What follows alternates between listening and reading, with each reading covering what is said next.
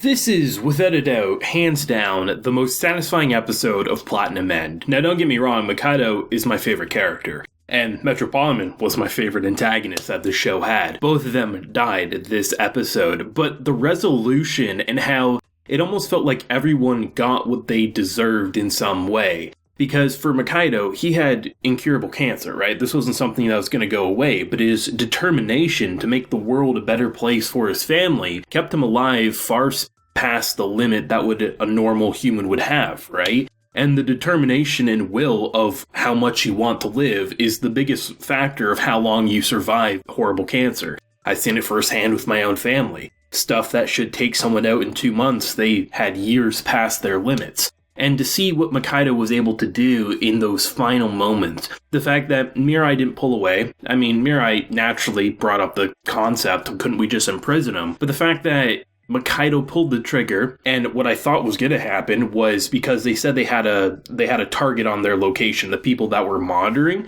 I thought they were going to stop it, and then in return, Makaido would die for nothing, and he would get away and something like that, but no, he killed him. He actually killed him. And one of my favorite ways that this author has gone about the self-destruction of its kind of like crazy smart characters who get a little too complacent, from Light to Metropoliman, the idea of assuming you won before you even started eventually will bite you in the ass. And the idea that, the fact that he was shot with a red arrow I thought was a pleasant surprise. The biggest question is who shot him with said red arrow? Was it the kid who fled? But I think what I loved the most is how, someone like Mirai actually, despite playing by the rules, kind of didn't play by the rules. You think, okay, yeah, they're just going to keep taking shots at each other until something happens. But charging in and then using your wings to cover his face and hold his hand, ultimately, not only are you protected with your body armor, so even though he's stabbing you and it hurts like a bitch, he's not ripping or hitting vital organs, he's just bruising the shit out of you. And then when we have Best Girl pop up to hold the other arm, the fact that because wings can't be touched by the human element, he's stuck. He can't do anything. And I really thought Mirai was gonna be the reason Makaido dies for nothing. I have to admit that. And I've been an avid supporter of Mirai's character is completely believable for not wanting to kill. Most people don't. But the idea of Metropoliman, I don't think it's fair for people to say Mirai has to kill him. It shouldn't be in anyone's, cards that they have to do something like that. But I do think Makaido had every right in this moment to pull that trigger. He was a danger. He was a psychotic villain. We saw what he was like before he had powers. Do you want someone like that even having a chance at being God? Absolutely not. So to have Makaido actually be able to raise that gun, and we saw the destruction, like his head literally was ripped off. I thought something like maybe the gun would hit one of them or something, but to see it build up. I mean, I said it last week, I thought the direction it was going to go. Okay, Makaido sacrifices himself for Mirai because, I wasn't expecting him to charge or anything like that. And then, I don't know, Red Arrow or something like that. I thought, it would be more in the nature of the show for what we were setting up, that he wasn't shot with a Red Arrow, Mirai would get him with a Red Arrow, and he would go so crazy, maybe he'd kill himself because he just didn't want to be under the control of someone he hated so much. To me, that was in my line of thinking. But to see what they went with, I think is far more satisfying. Makaido got to protect his family. He ultimately got to be a hero.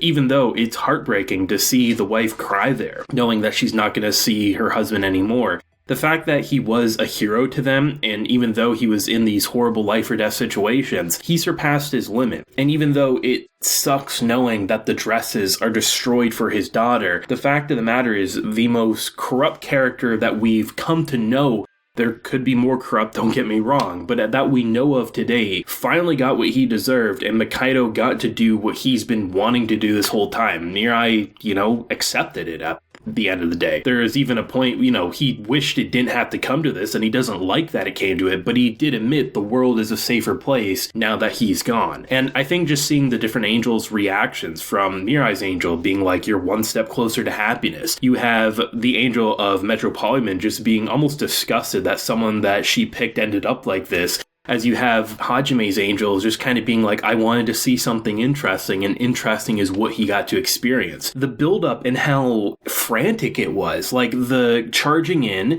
to then the wrapping of the wings. I love how, there's some moments with the 3D in terms of their 3D bodies and how they moved and blended. wasn't the greatest thing ever, but when it came to like them struggling to hold on and Metropoliman trying to flee and shake them off, I thought they did such a good job with the shaky cam, the blurs, and the animation to make it feel like this is someone who can move at the speed of light, but is being held down by someone who can equally do just that. And it was so cool to see what they're able to accomplish. I think no matter what area you fall in with the Platinum End fandom, you hate Mirai, you love Mirai, you love or hate any of these characters, they all participated in a satisfying finale of this arc. And it's interesting, right? Because we had 10 episodes to go. We know this anime is concluding the full story. Where do we go from here, right? Because the biggest threat was seemingly dealt with, but that kid has me worried. Almost like he wanted Metropoliman to fall, but now with Metropoliman over, like, is he going to become even worse? Is it going to be a completely different character? Are we not going to be in the same kind of like battle royale force situation? Because, I mean, something that's very clear from the beginning,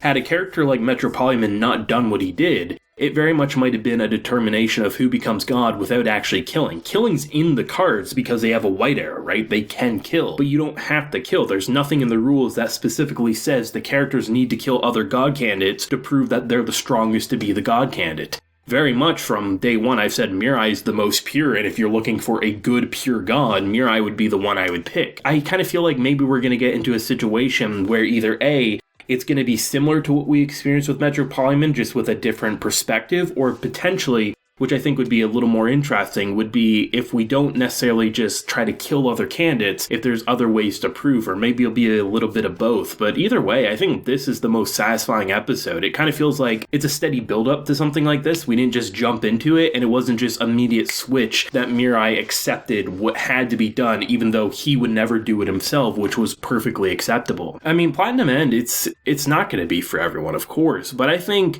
the people who have stuck with it, I mean, especially based on the reactions that I've seen in my own comments section, I think we're witnessing something that isn't supposed to be Death Note, that isn't supposed to be like what the author's done before, but almost like the complete opposite of a series like Death Note, but still doing its own thing all at the same time. And I mean, there's a couple of things I would change with the anime. Like, I think there are definitely those 3D moments that are a little loopy, a little distracting.